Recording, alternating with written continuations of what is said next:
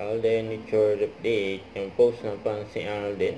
Mayroon ng billboard ng Silent Tire sa NLEX. Nila Alden sa Catriona. Endorsement nila. Ito pa yung post ng Casino Ethyl Alcohol ni Alden Richard. Say yes to good vibes. Tapos yung pag ginawa na rin cover ng O-Secure. May kasama na si Alden. Cover ng O-Secure. Post sa Facebook. Yan pa yung mga picture ni Alden sa linggo. Nag-marathon sila kasama yung mga gmates niya sa si pinsan niya si Ate April. Layo na tinakbo nila sa Ayala Avenue sa Makati. At namatahan din si Alden Sabado ng gabi sa kanyang resto bar na Stardust. May nagpa-picture pa security guard. Tapos may mga celebrity din nagpunta doon gaya nila Bina Morales, Barbie Cortesa at Jack Roberto.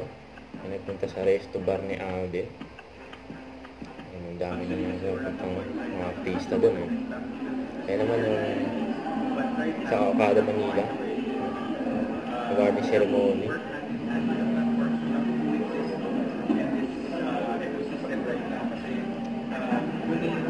Ayan yung full video ni Alden nung tinanggap niya yung award.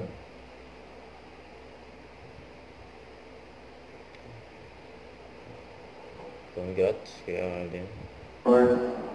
Dr. Brunel Ibanez, thanks so much for this award. To the Awards Council, maraming salamat po.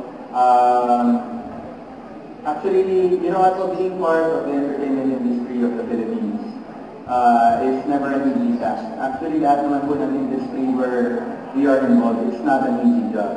But I think our main objective and our main goal for everything that we do is change, and that's change for the better. It's revolution. A revolution to make things progress, level up, sabi nga nila, to give something new to the audience. And myself po being part of, as an actor of the industry, parang I'm now at the point of my career po that I want to give back to the industry. And I think isa po yun sa mga pinakamagandang aspects na pwede natin ma-nurture sa ating pang-araw-araw na buhay. Yung uunahin muna, diba, bago ang sarili. And I think, you know, the core of having good intentions at the end of the day brings blessings. And, you know, you do that without asking anything in return kasi hindi naman po bulagan doon.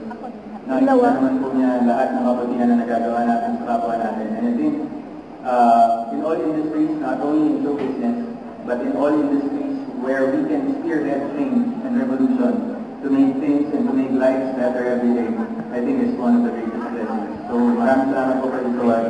Good night, everyone. Congrats kay Alden. Huwag kalimutan mag-subscribe, click ang notification bell para lang update po ang future reaction vlog. Bye guys, thank you for watching.